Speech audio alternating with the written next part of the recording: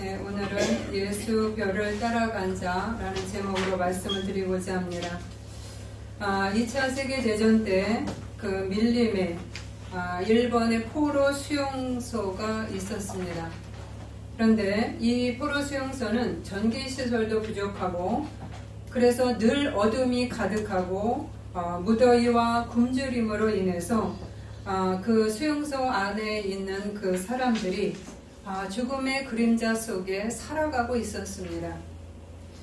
먹는 것도 굉장히 부족해서 배가 막 고픈 그런 상태에서 어쩌다 쥐 같은 그러한 동물을 발견하면 큰 행운이었다고 얘기를 합니다.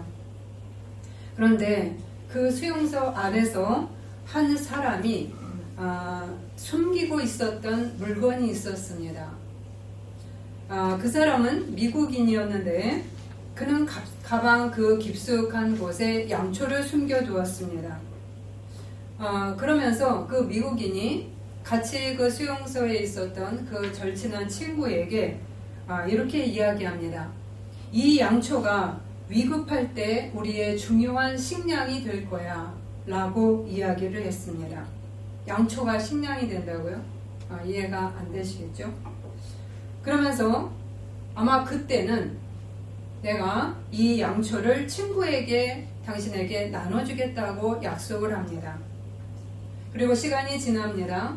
어느 날 한 포로가 이렇게 얘기합니다. 오늘은 성탄절이야. 내년 성탄은 집에서 보낼 수 있었으면 좋겠다 라고 말을 합니다. 그러자 그 수용소 안에 있었던 다른 사람들은 아무런 대꾸를 할 수가 없었습니다. 왜냐하면 우리들이 내년에 고향에 돌아가서 성탄절을 보낼 수 있는지 아니면 여기서 죽을는지 아무런 희망이 없었기 때문입니다. 그래서 아무런 말도 못하고 침묵 가운데 그들이 지내게 됩니다. 그날 밤 그 양초를 숨겨두었던 그 미국인 포로가 드디어 그 양초를 꺼냅니다. 그리고 그 양초를 그 판자 가운데로 가지고 나옵니다. 그리고는 성냥으로 불을 붙입니다. 갑자기 캄캄했던 그 포로 수용소 안에 밝은 빛이 빛나기 시작을 합니다.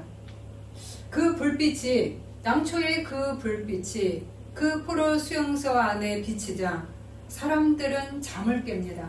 그리고 하나 둘씩 촛불 가까이로 모여들었습니다. 촛불은 어느새 포로들의 얼굴을 환하게 비추어 주었습니다. 촛불은 점점 더 환하게 타오르면서 포로들의 마음까지도 비추고 있는 듯하게 보였습니다. 그러니까 얼굴만을 비친 게 아니라 그 마음까지도 따뜻한 기운을 내준 겁니다. 그러면서 포로들이 이렇게 얘기를 합니다. 우리 내년 성탄절에 집에서 보내자. 이렇게 이야기하기 시작합니다. 그래, 우리 내년에 고향으로 가서 성탄절을 보내자. 그 이전에는 성탄절에 대해서 감히 생각하지 못했던 희망조차 없었던 이들이 그 양초 불빛 하나를 비추자 우리 내년에 모두 성탄절에 집에 가자 라고 하는 목소리를 내기 시작을 했습니다. 그러면서 그들은 환하게 웃으면서 꼭 그렇게 되기를 기도하자며 서로의 소원을 이야기하기 시작을 했습니다. 이날 타오르는 촛불을 바라본 포로들은 어느 누구도 배고프지 않았다고 기록되어 있습니다. 왜 배가 고프지 않았겠어요? 포로 수용소에서 그 어둠 속에서 먹을 것이 제대로 없을 때 배가 고프지요. 그럼에도 불구하고 그 육신의 고통을 잠재울 만한 한 줄기의 그 빛 속에서 그들은 소망을 기억해냈고 그들의 얼굴이 빛이 났고 그 얼굴뿐 아니라 마음까지 다시 따뜻해지면서 하나님께서 그 작은 양초불을 통해서 하나님의 은혜가 그들 가운데 스며들도록 한 것입니다. 그래서 그들이 잊어버렸던 소망을 다시금 끌어올려 주신 그러한 이야기라고 볼 수가 있습니다. 오늘 예수님이 탄생하신 성탄절입니다. 오늘 이 성탄절에도 하나님은 우리에게 살아갈 또 다른 길을 내어주심을 만나게 됩니다. 양초 불빛이 수용소 안을 가득 밝히듯 예수의 별빛이 동방박사에게 비추면서 그들을 인도하고 있습니다. 그런데 그 불빛은, 그리고 그 예수의 별빛은 오늘 우리에게도 여전히 비추면서 우리의 길을 인도하고 계십니다. 오늘 마태복음 2장은 이렇게 시작하고 있습니다. 헤롯 왕 때에 예수께서 유대 베들레헴에서 나심에 동방으로부터 박사들이 예루살렘에 이르러 말하되 유대인의 왕으로 나신 이가 어디 계시냐? 우리가 동방에서 그의 별을 보고 그에게 경배하러 왔노라 하니. 이 장은 이렇게 시작을 합니다. 동방 박사들이 한 별을 보았다고 시작하고 있습니다. 그런데 그 별은 일반 별하고는 달라 보였습니다. 유대인에게서 메시아가 나겠구나. 뭔가 특별한 왕이 나겠구나 라는 것을 깨닫습니다. 그래서 이 별이 유대인의 별이라는 것, 유대인의 왕의 별이라는 것을 알게 됩니다. 그래서 그들은, 이 동방 박사들은 먼 길을 따라서 나섭니다. 그리고 예루살렘까지 이르렀습니다.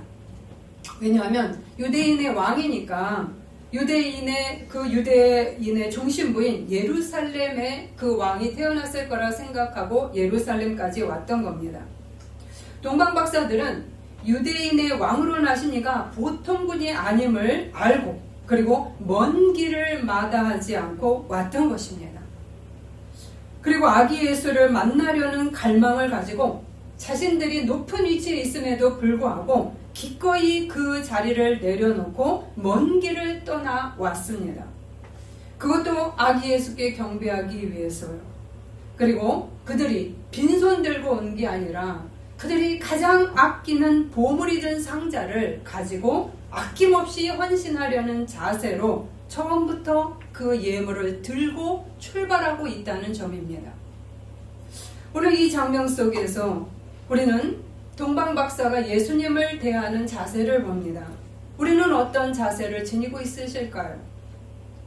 오늘 주실 은혜를 내가 갈망하면서, 기대하면서 먼 거리조차 마다하고 내가 여기까지 오셨을까요? 내가 예배드리는 것을 기대하면서 그 내가 먼 곳에 있을지라도 내가 빨리 서둘러서 예수님을 만나야지 라는 마음으로 여러분이 집에서 출발을 하셨을까요? 험한 곳을 넘어온 그들처럼 예수님께 예배하러 오는 발걸음이 내 안에 저항이 있어서 갈까 말까 그러한 갈등을 넘어서 그래도 가야지 하는 마음을 들고 여기까지 오셨을까요?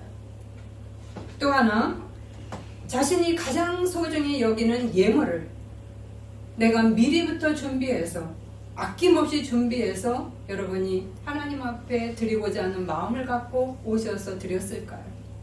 아니면 급조해서 드렸을까요? 아무런 생각이 없으셨을까요? 아니면 우리가 받을 은혜만 생각하고 나는 오늘 크리스마스니까 무엇을 받을까? 라고 하는 마음을 들고만 오셨을까요? 주님보다, 주님께 예배를 드리고 주님께 섬기는 마음보다 내가 먼저 받을 것에 집중하고 계실까요? 어저께 점심에 제가 짜장면집에 가서 짜장면을 먹었습니다. 네, 싸기 때문에. 그래서 그걸 점심을 먹었는데 그 옆에 한 테이블에 계신 분이 계셨어요. 근데 이제 사장님이 하시는 말씀이, 그분이 부자였던 것 같아요. 사장님은 좀 교회에 헌신 좀 하세요. 아니 부자시잖아요. 그렇게 얘기를 하니까 그분이 하시는 얘기가 내일이 성탄절이지 교회에서 뭐 좀 안 주나? 교회에 가면 뭐 주지? 성탄절이라도 가서 받아와야 되겠다 라는 말을 하시더라고요. 그러면서 내가 한번 교회를 갔는데 큰 교회였습니다. 거기 갔더니 하루 첫날 갔는데 선풍기도 주고 그 다음에 밍크 담요를 하나 주더라. 걔가 오늘 성탄절인데 또 뭐 안 주나? 그러니까 이제 그 사장님께서 거기 교회 집사님이셨는데 아유 뭘 받으려고 오세요. 사장님 정도 되시면 헌신하셔야지요. 좀 하나님께 드리세요. 그분은 아무 말도 하지 않았습니다. 제가 그 이야기를 듣고 나오면서 선풍기? 제가 자신이 없더라고요. 그래서 제일 중요한 거는 그게 것이 아니라 하나님을 만나게 해드리는 것을 더 많이 해야 되겠다. 이런 생각을 했습니다. 그러나 동방 박사는 내가 먼저 받을 것을 생각하고 온 것이 아니라 내가 하나님 앞에 드릴 거를, 내가 이 예수에게 드릴 거를 미리, 가장 귀한 것들을 미리 소중한 것을 보배함에 담아서 준비해서 드렸다는 사실입니다. 우리는 인색할까요? 전혀 생각하지 않을까요? 아니면 기뻐하면서 그런 예물을 드릴까요? 비록 동방 박사는 예수에 대해서 무지했고 참된 예배에 대해서 집중해서 공부한 적이 없었습니다. 그럼에도 불구하고 유대인의 왕이라는 그러한 것을 알고 그에 걸맞는 대우를 준비하고 떠난 것입니다. 그러나 동방 박사가 먼저 움직인 것이 아니었습니다.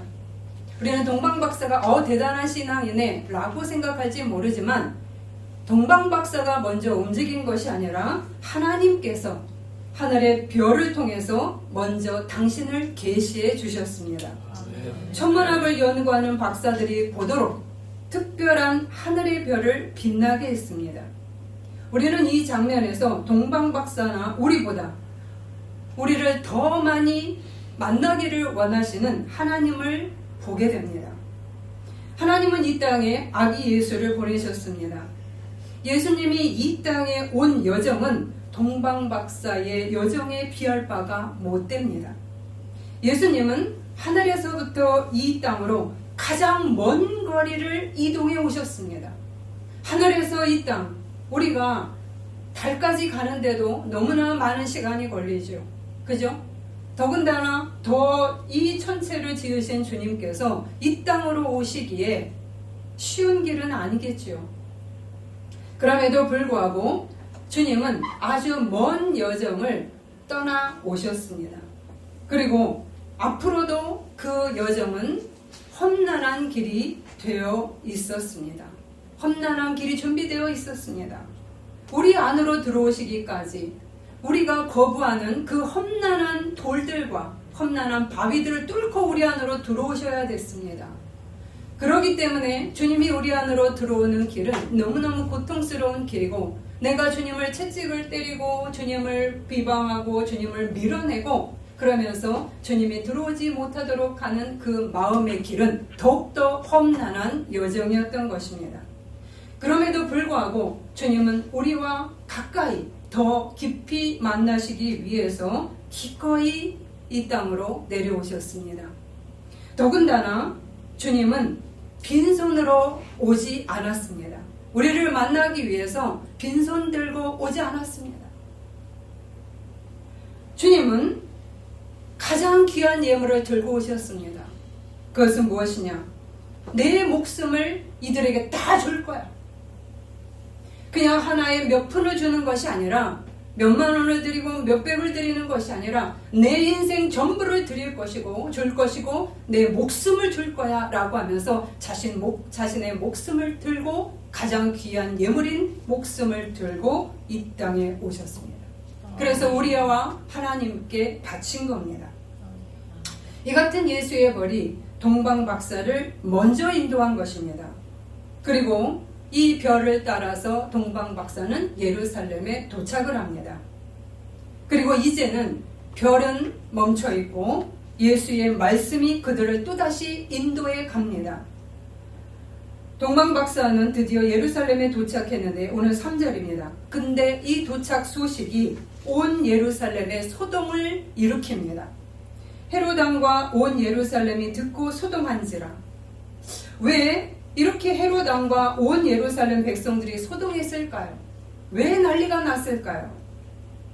첫 번째 헤롯 왕을 보시면 헤롯 왕은 유대인의 왕이 이 땅에서 탄생했다는 소식을 듣고 충격에 빠집니다.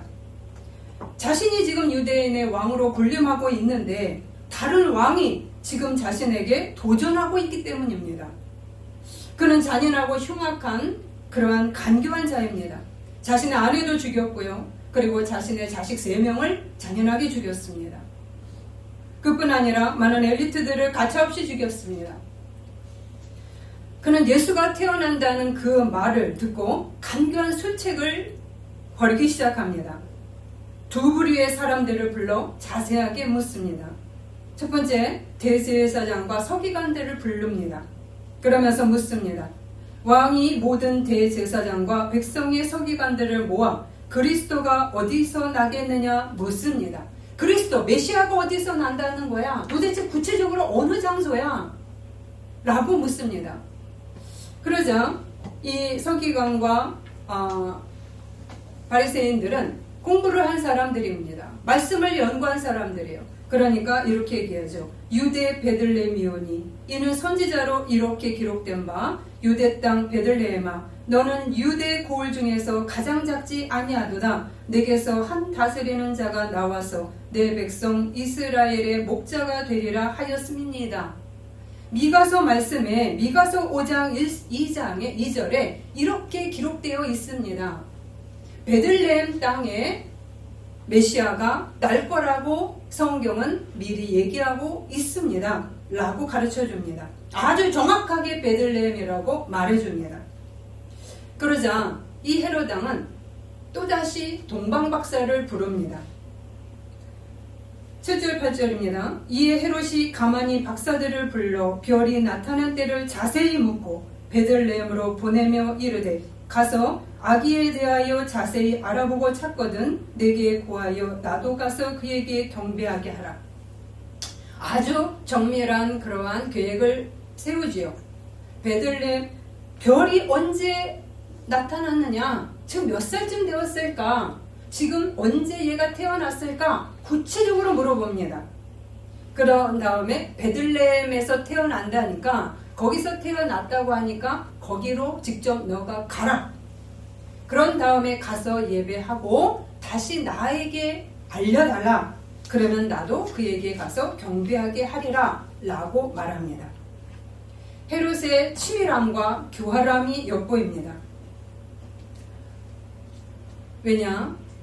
나를 대적하는 유대인의 왕이 탄생했으니 내가 이를 죽여야 되겠다는 마음의 계획을 보이고 있는 것입니다.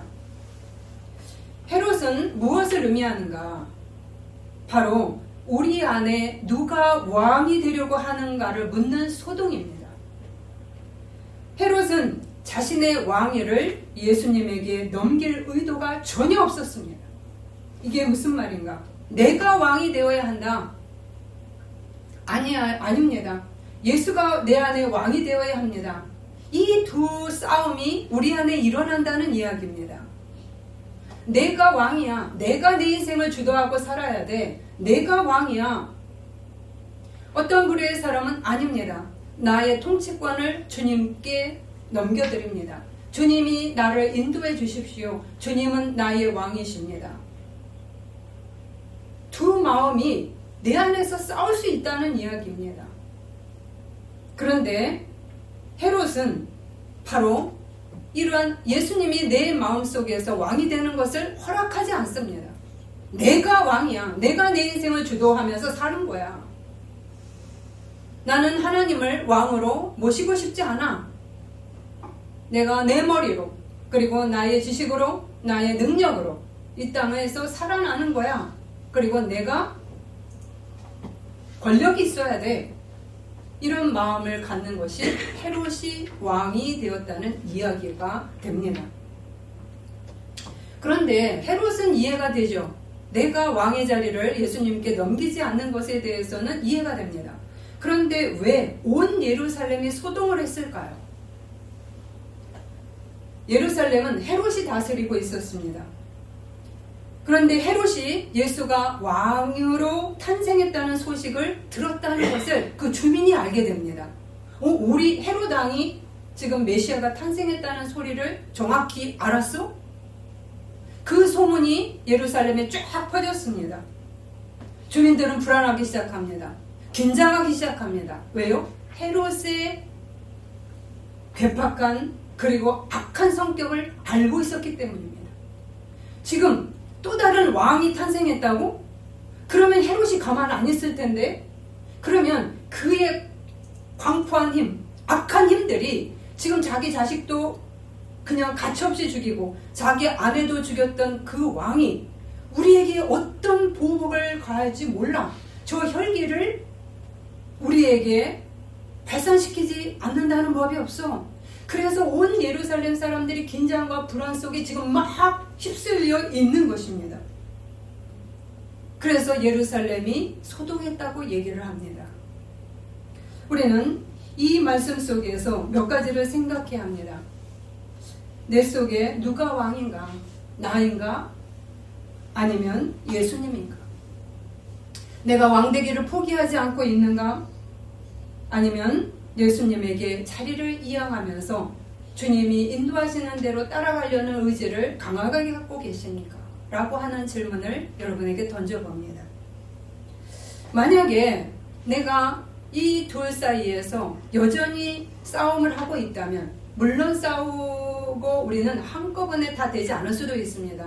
불떡불떡 올라오는 헤롯이 내 안에서 왕으로 자정하는 그러한 일도 있을 수 있겠죠. 그러나 적어도 내가 예수님을 모시고 살겠다라는 그 의지가 내가 확고하다면 흔들림 속에서도 다시 내가 자리를 잡게 됩니다. 그런데 우리 예루살렘 주민들이 이렇게 불안과 긴장 속에 있었다는 것은 무엇인가? 만약 내가 내 마음속에 주인이 된다면 나는 나의 감정에 따라, 나의 가치 기준에 따라, 나의 생각에 따라 살게 마련입니다. 그러면 그 주변에 있는 사람들은 나의 기분에 따라 어때요?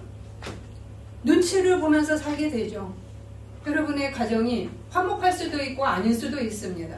그러면 어떤 가정 속에서 하나님의 통치를 덜 받고 내가 누군가 우리 집 안에 굉장히 센 사람들이 있다거나 아니면 세지 않아도 내 중심으로 가는 사람이 힘을 발하고 있을 수도 있어요. 그죠? 그것이 자식이 될 수도 있고 아내가 될 수도 있고 남편이 될 수도 있고, 예수님을 믿어도 내 안에서 그러한 힘을 더욱더 발휘하는 그러한 사람들이 있을 수도 있습니다. 그럴 때 그 사람의 기분에 따라서 그 집안의 분위기가 확 출렁일 수가 있죠. 그렇죠? 헤롯이 지금 분노하고 있습니다. 지금 속에서 드글드글 거리고 있습니다.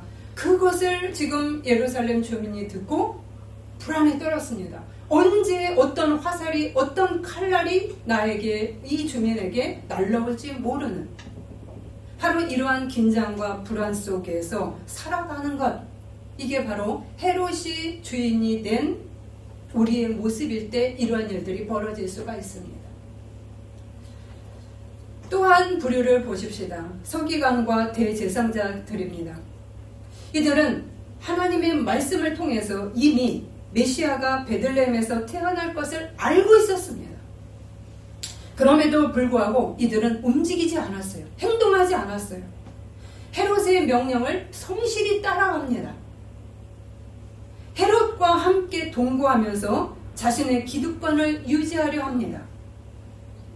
무슨 말일까요? 이들은 단지 지식인으로 멈춘 신앙인입니다. 행동하지 않는 신앙인입니다. 하나님 말씀대로 살려고 행하지 않는 겁니다. 그래서 헤롯과 잘 적응하며 살아갑니다. 헤롯을 떠나지 못합니다. 왜요? 헤롯을 떠날 의지가 없기 때문입니다. 하나님 앞에 굴복하면서 헤롯이 힘을 잃도록 해야 되는데, 그래야 헤롯도 살고 자신들도 살고 주민들도 사는 것인데, 앞에서 하나님의 말씀을 담당한 하나님의 지도자들이, 목회자들이, 아니면 여러분 예수를 믿는 여러분들이 전부 다 서기관이 될 수 있고 바리새인이 될 수 있죠. 여러분들이 이러한 헤롯과 타협하면서 말씀을 알지만 그거는 알아, 지식이야, 하나님 말씀이 이렇게 말씀하셨지. 그러나 세상에 가서 살아봐. 하나님 말씀대로 사는 거 쉽지 않아.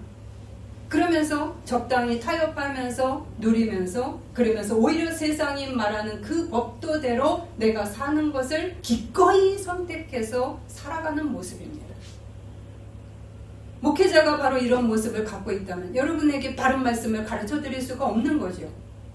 여러분의 눈치를 보고 하나님의 말씀을 가감없이 전하기보다는 여러분에게 맞는 말씀을 선별해서 그리고 그 말씀을 여러분의 입맛에 맞도록 맞춰서 말한다면 성도님들은 오히려 편식을 하게 되고 그리고 그 편식으로 인해서 어느 날 건강한 모습으로 세워지기는커녕 오히려 병든 모습으로 살아갈 수밖에 없습니다.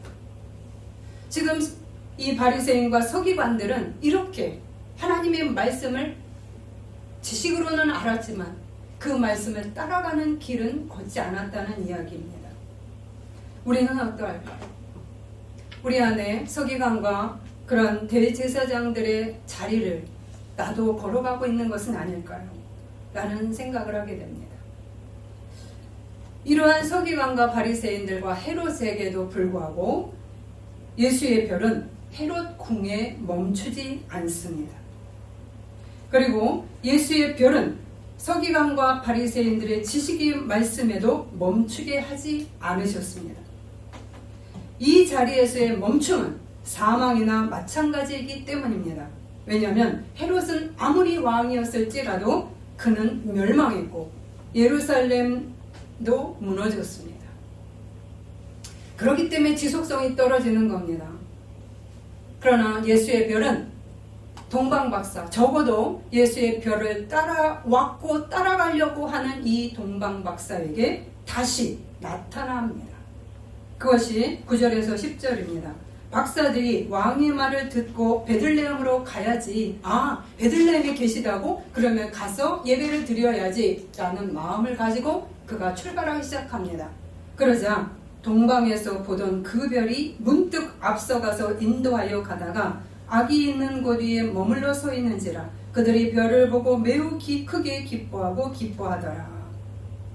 예수의 별이 다시 동방박사를 인도해서 베들레헴까지 예수가 있는 곳까지 인도를 합니다. 오늘 말씀에서 문득 앞서가서라고 말하고 있습니다. 하나님은 우리를 앞서서 인도하여 가시는 분입니다. 비록 우리가 어떤 길로 가는지 제대로 알지 못할지라도 주님은 우리가 가야 할 장소와 그리고 길을 분명히 알고 인도하십니다. 아멘. 동방박사들은 자신이 어떤 길로 가야 할지 몰랐습니다.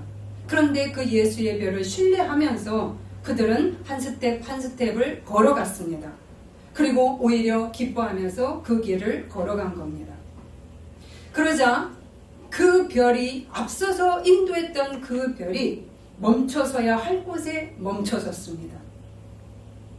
아주 중요한 말씀이죠. 내가 내 인생을 열심히 꾸려간다 했는데 내 인생의 길을 제대로 꾸려가는 것인지 아닌지 모를 수도 있습니다. 그런데 주님은 우리를 아무렇게나 이끌고 가지 않는다는 사실입니다. 분명한 방향과 목적지가 있습니다. 그리고 우리가 어디로 가야 할지를 그리고 어디에서 멈춰야 할지를 고차원적인 차원에서 보시고 이끌어 가시기 때문에 우리의 3차원적인 눈에서는 볼 수 없는 그러한 길로 우리를 이끌어 가고 있는 겁니다. 아멘. 즉 영안이 열린 사람은 사람들은 우리 눈에 있는 것만 보지만 영안이 열린 사람은 다른 차원을 보거든요. 저 사람이 다른 어떤 것들을 이 사람이 못 느끼는 것을 그 눈이 열린 하나님의 눈이 열린 사람은 다른 각도에서 보는 그러한 일들이 벌어지는 겁니다. 이처럼 예수의 별은 우리를 인도하고 그리고 우리를 이끌고 가고 먼저 앞서 가시고 그리고 우리가 멈춰서야 할 곳에 멈추게 하시는 분입니다. 아멘. 그들은 이러한 별을 따라서 예수를 더 깊이 가까이 만나게 됩니다. 집에 들어가 아기와 그의 어머니 마리아가 함께 있는 것을 보고 엎드려 아기께 경배하고 보배압을 열어 황금과 유향과 모략을 예물로 드리니라. 그 갈망하던 예수를 더 깊이 만났습니다. 더 가까이 만났습니다. 말할 것도 없이 기뻤습니다. 이처럼 예수님은, 내가 예수님을 알면 알수록 우리 안에 기쁨은 넘쳐납니다. 내 환경이 어떠할지라도 우리 안에 기쁨을 앗아가지 못하도록 만듭니다. 내가 절망 속에 무너지도록 우리를 허락하지 않습니다. 오히려 우리를 절망 속에서 건져내어서 우리를 밝은 곳으로 인도하시는 분입니다. 아멘.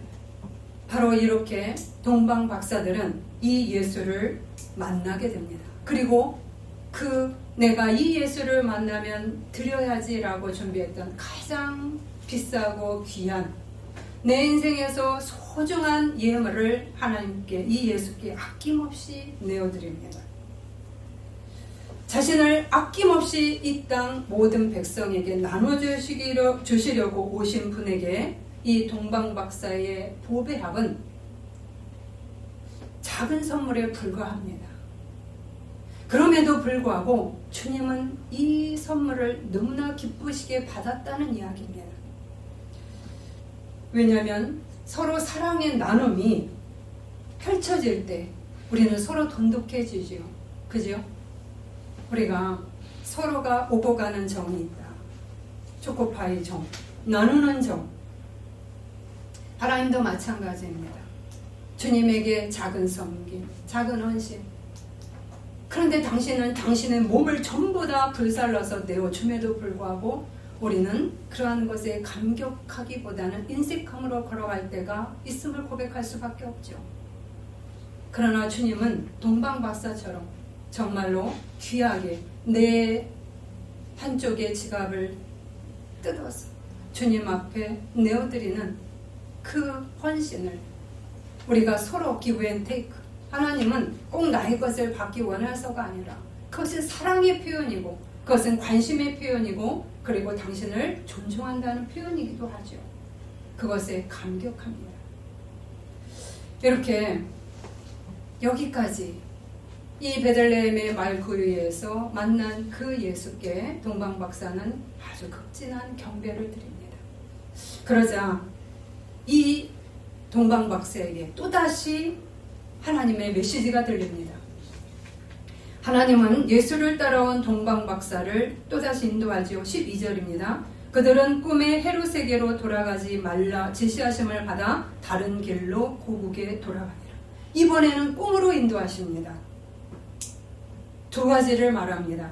헤롯에게로 돌아가지 말라. 자기가 왕이 되려는 길로 돌아가서는 안 된다 얘들아 라고 얘기하는 겁니다. 폭압과학이 아무렇지도 않게 행해지는 자리로 너희가 다시 돌아가서는 안 돼. 그리고 바리새인과 서기관처럼 헤롯과 타협하는, 세상과 타협하는 그 자리로 돌아가서도 안 돼. 오직 예수가 왕인 길로 너희들은 계속 가야 한다 라고 가르쳐 줍니다. 그것이 너희들의 앞길을 여는 길이고 너희들의 앞길이 열리는 길이고 너희들의 생명을 보존하는 길이고 너희들이 사는 길이야. 아멘. 가장 좋은 길이 열리는 길이다. 그러니 헤롯으로 돌아가지도 바리새인처럼 서기관처럼 그들과 타협하지도 지식의 그 말씀에서 멈추지 말아라. 움직여라 라고 얘기하는 겁니다. 아멘. 그러면서 또 하나를 가르치죠. 다른 길로 고국에 돌아가니라. 다른 길이 나왔습니다. 동방박사는 그 지시를 따릅니다. 다른 길이란 무엇이요? 헤롯에게로 돌아가지 않는 길, 그리고 바리새인과 서기관으로 돌아가지 않는, 주저앉지 않는 길입니다. 인생의 방향이 바뀌었다는 이야기입니다. 아멘. 마음의 중심이 하나님으로 그리고 낮아짐으로 바뀌어 들어갔다는 이야기입니다. 이 길은 헤롯처럼 왕궁에 사는 것 같이 더 편안하고 그리고 더 빠른 길이 아닐지도 모릅니다. 그러나 적어도 이 길은 더 안전한 길이고 더 확실한 길이고 더 생명의 길이고 그리고 반석의 길이고 발전의 길입니다. 그리고 하나님께서 매 순간 다양하게 역사하실 수 있는 그 길을 예수님과 가는 길입니다. 아멘. 그렇기 때문에 나 혼자 닦는 길이 아니라 언제 무너질지 모르는 불안 속에서 긴장 속에서 하는 길이 아니라 하나님께서 나에게 어떤 역사를 하실까를 기대하면서 걷는 길이 바로 이 다른 길입니다. 아멘. 바로 이 길로 동방 박사는 가는 것을 주저하지 않고 선택해서 갑니다. 이들을 보십시오. 이들은 꾸준히 예수의 별을 따라 출발을 했고 예수의 말씀을 따라서 또 베들레헴까지 가고요. 그리고 또 꿈의 지시를 받아서 또 옮깁니다. 여러분, 하나님께서 계속해서 동방박사를 단계마다 인도하시는 것을 여러분 보십니까? 바로 우리에게도 이 일을 하고 계시다는 이야기입니다. 아멘. 내가 주님을 주님으로 인정해 들어갈 때 내 발걸음이 처음부터 끝까지 다 안 보여요. 내 종착지가 다 안 보일지 모릅니다. 그러나 하나님은 단계별로 한 스텝 한 단계 그리고 한 과정 그뿐 아니라 한 장면 우리를 인도하고 계시고 그렇게 계속 하실 것이라는 이야기입니다. 아멘. 그들은 고국으로 돌아가지만 이전과는 다른 삶을 삽니다. 마음과 방향이 이미 예수 쪽으로 바뀌어 있었습니다. 그래서 그의 인생의 크나큰 반전을 이루며 살아가게 되는 것입니다. 아멘. 오늘 성탄절 주님은 여전히 우리를 앞으로 이끌고 가고 계십니다. 그것을 믿으셔야 되지요. 아멘. 그리고 주님은 다양한 방법으로 우리에게 말씀하시며 인도하고 계십니다. 동방박사가 아무것도 모르고 왔지만 단계 인도를 받은 것처럼 우리에게도 우리의 길을 인도하고 계시고 앞으로도 인도하실 것입니다. 아멘. 분명한 것은 우리를 인도하는 그 길이 생명과 참된 길이라는 것입니다. 아멘.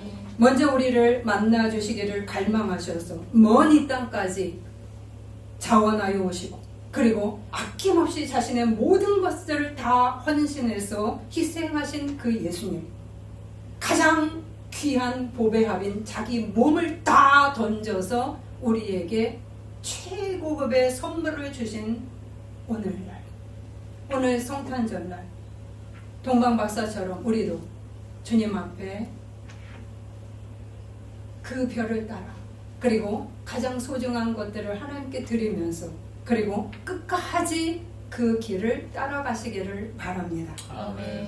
혼자 왕이 되어 걷던 그들이 이제는 예수가 나의 왕이 되셔서 그 걸음을 걸었고 이제 다른 길로 걸어간 그 동방박사처럼 우리도 그 동방박사의 길이 우리의 길이 되어야 되겠습니다. 아멘.